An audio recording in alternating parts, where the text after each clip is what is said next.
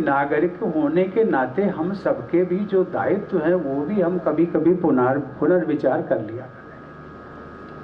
संविधान में इसका उल्लेख दिया हुआ है और जो पढ़े लिखे हैं वो पढ़ते भी हैं, लेकिन उस पर जो अमल होता है वो अमल नहीं हो पाता। यदि कभी आवेश में, हम लोगों ने देखा होगा, आवेश में कभी कभी किसी मांग को लेकर के ट्रेन का ठहराव, मैं उदाहरण दे रहा हूँ, ट्रेन का ठहराव यहाँ नहीं होता है तो हम ट्रेन को रोकते हैं। कभी कभी इतने आवेश में आ जाते हैं कि ट्रेन में आग भी लगाने की कोशिश करते हैं। आखिर ये ट्रेन है किसकी? ये मैंने केवल ट्रेन का उदाहरण दिया है। इस प्रकार से न जाने कितने, कभी कभी हम लोग एक आंदोलन चलाते हैं, उसमें बसेस को आग लगाई जाती है, स्कूटर्स, मोटरसाइकिल सड़कों पर, न जाने क्या क्या होता है। ये एक अच्छी प्रवृत्ति नहीं है। इसमें हम लोगों को एक क्षणिक संतोष मिल सकता है, लेकिन अंततोगत्वा हमारी पीढ़ी ही इसको सफर करने वाली है। ट्रेन अगर रुक जाएगी, ट्रेन को आग लगा दी जाएगी, ट्रेन का नुकसान होगा, किसकी है? कहते हैं कि सरकार का। सरकार किसकी है? अरे जिसने टैक्स दिया है, जो टैक्स देता है। आज यदि मैं कहने को सब जानते हैं इसलिए कहना, उसमें कोई बुराई नहीं है। यदि राष्ट्रपति देश का हाईएस्ट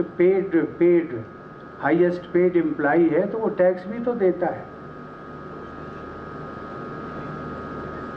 हम टैक्स भी देते हैं 2.25 लाख रुपया महीना, लेकिन वो कोई कहेगा कि आपको, लेकिन जो मिलता है उसकी सब चर्चा करते हैं कि आपको तो 5 लाख मिलता है, कि उसमें से हर महीने 2.25 लाख निकल जाता है। बचा कितना? और जितना बचा उससे अधिक तो हमारे अधिकारी और उन सबको मिलता है कि जो टीचर्स बैठी हुई है ना, टीचर्स, उन सबको सबसे ज्यादा मिलता है। मैं इसकी बात का उल्लेख केवल इसलिए कि ये जो टैक्स पेड हैं, आखिर इन्हीं से विकास होना है, तो नुकसान किसका होगा? नुकसान हमारा होगा, अपना आपका होगा।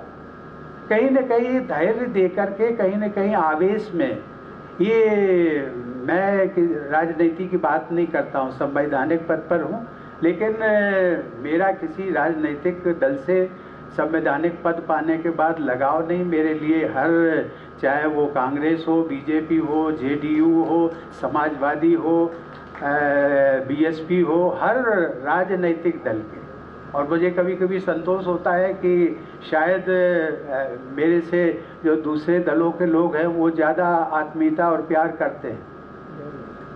मैं इस बात का केवल उल्लेख इसलिए किया कि राजनीतिक दल आते हैं, विकास की बात करते हैं, सब कुछ करते हैं, अपने उसमें उनका स्वार्थ भी होता है, देश क्षेत्र का भी स्वार्थ है, आपका भी स्वार्थ है, देश का भी स्वार्थ है।